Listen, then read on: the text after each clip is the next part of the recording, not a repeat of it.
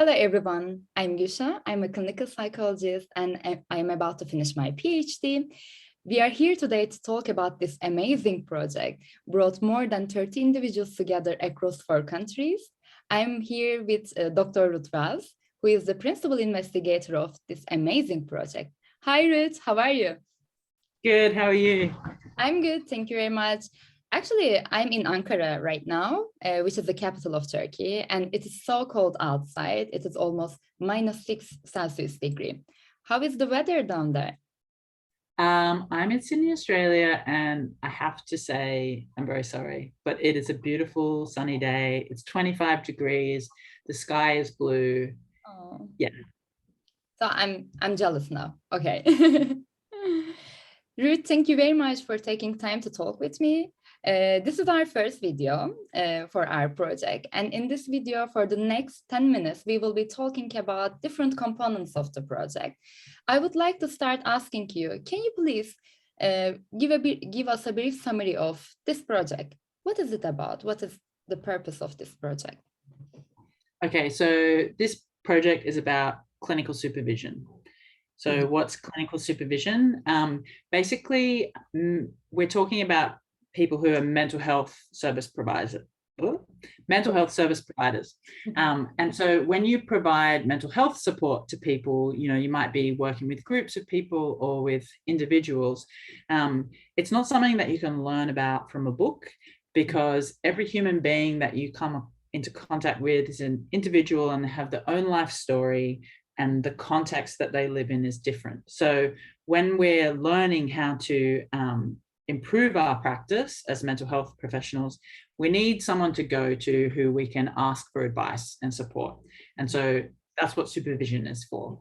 And so this program is about providing clinical supervision to mental health professionals who are working in displacement contexts. And as you can imagine, the kind of situations that people live with are really complex, and so they especially need to have clinical supervision and support.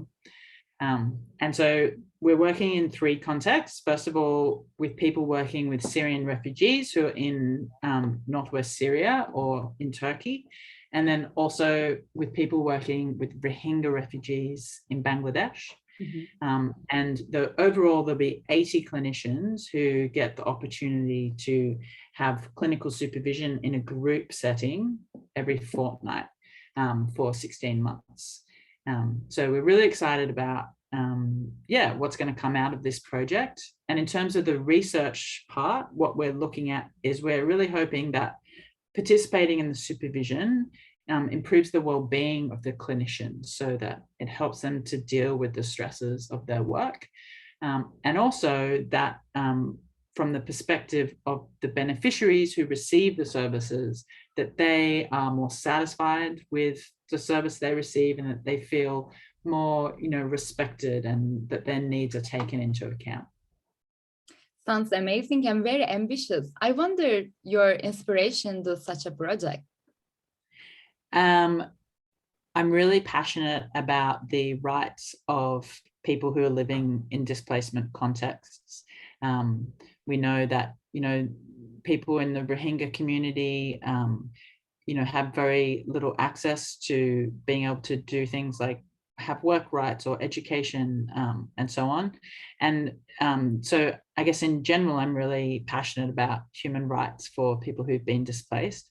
And then in my previous work, I've had the privilege to work with some Syrian psychologists and some Bangladeshi psychologists as well. And I'm really amazed and humbled by the approach that they take to their work. So for the Syrian psychologists, they're living the same reality as the people that they support.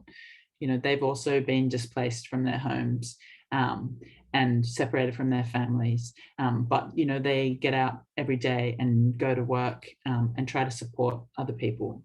But from, what they've told me, that can really take its toll. And so I'm really passionate about making sure that those mental health workers have support as human beings, but also that they get opportunity to have ongoing education, because our partner organization that we're working with on this project, Hope Revival Organization, an amazing Syrian-run mental health organization in Turkey. When we've spoken with them before, they've really spoken about how important it is for all of those professionals to feel like they are doing the best job possible. And so they're really committed to ongoing learning. Yeah, it sounds really exciting, and not just because I'm in it, but it is really exciting project.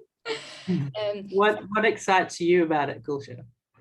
Actually, we have so many different partners, and I think in addition to the topic that we are currently working together, like bringing our expertise from diverse background is the most exciting part of this project for me. Of course, the topic, the thing that we are trying to do with the displaced communities and providing support to mental health practitioners, of course, the most exciting part, but yeah. Yeah, and absolutely. You mentioned that we are working on this, working with the displaced communities in Turkey and Northwest Syria, and displaced communities in Bangladesh, Cox's Bazar. So why are these two contexts? Why Syrian displaced communities and the Rohingyas? Yeah, I think, the crisis that have led to displacement of the people in these contexts are some of the, two of the biggest crises in our current lives. The Syrian conflict has been going on for over 10 years now. Actually, I think today is the anniversary of the starting of the liberation movement in Syria. So it's a really important day. And so it's really important that in such a protracted conflict that there's opportunity to build sustainable systems for health services within the settings where this is happening. And so there's also that reason. And then also, I guess, because I've had the privilege of working with some of these people from Hope Revival, I'm also just really passionate about supporting them because they're amazing human beings. They are amazing, and safe from here.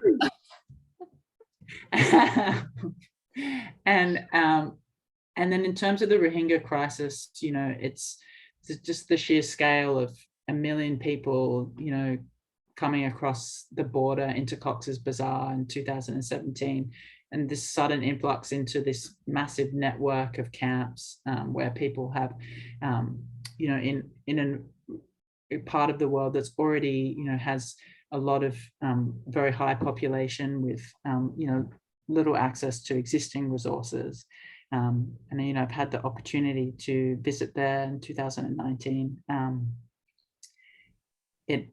It's a crisis that we need to make sure that we keep on the map in terms of thinking about a durable solution. Mm-hmm. Mm-hmm.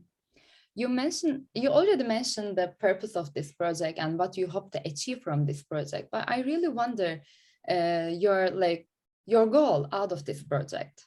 So what do you hope to achieve after this project is completed?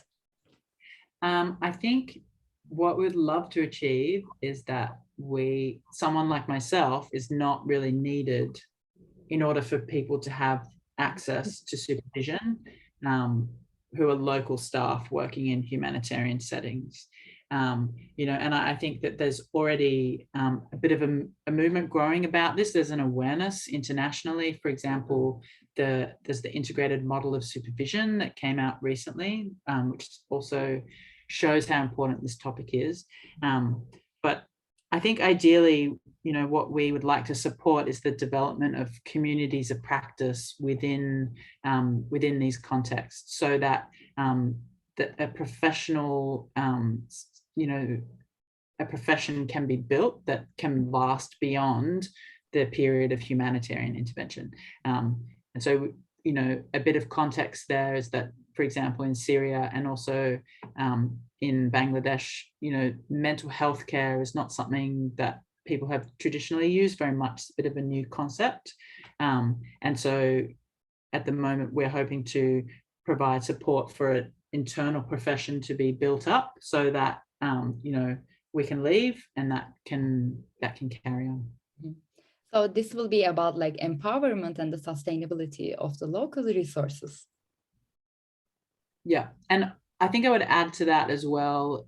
There's also, hoping to build confidence in terms of research as well, because I love doing research, and I think that the way that we go about doing research is just as important as the research itself. And so part of what's really exciting about working with our partners, Hope Revival Organization, and your team at Koç University and in Istanbul, and Dhaka University in Bangladesh, is for us all to work together to build our research skills, and to be able to co-design and build participatory research. Yeah, actually, you are really good at doing that. By the way, you should have seen how things work in our project. It's amazing.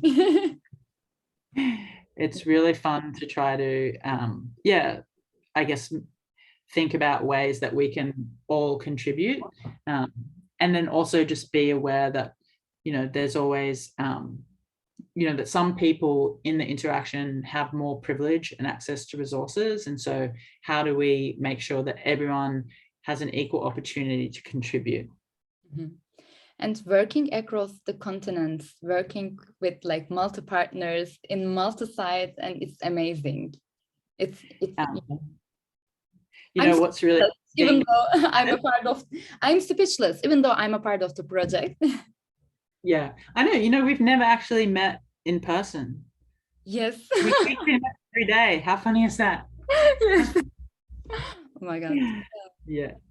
But especially when, when COVID hit and everything went online, I remember thinking, like, we really need to learn from our Syrian friends, because they've been doing, speaking to all their loved ones and colleagues online for ages. And so we can actually learn from them about how to do that. Yeah, absolutely. Yeah. So Ruth, thank you so much for taking the time to speak with me. And this was an excellent summary of the project, overview of the project. And we will have upcoming videos in the next weeks. So please excuse us for any kind of mistakes because it was our first video. Before we end the session, we end the video, do you have any final comments? I don't know. Do I have any final comments? I'm just excited about that we get to keep working together for 3 years. It's really, really fun. And I hope we just keep getting to have fun like this. Yes. Thank you so much, Ruth. And for our audience, please subscribe to our channel. We are new on the social media. If you want to if you want to follow our updates, here are our social media accounts. Thank you so much. Thank you, Ruth. Take care. Bye.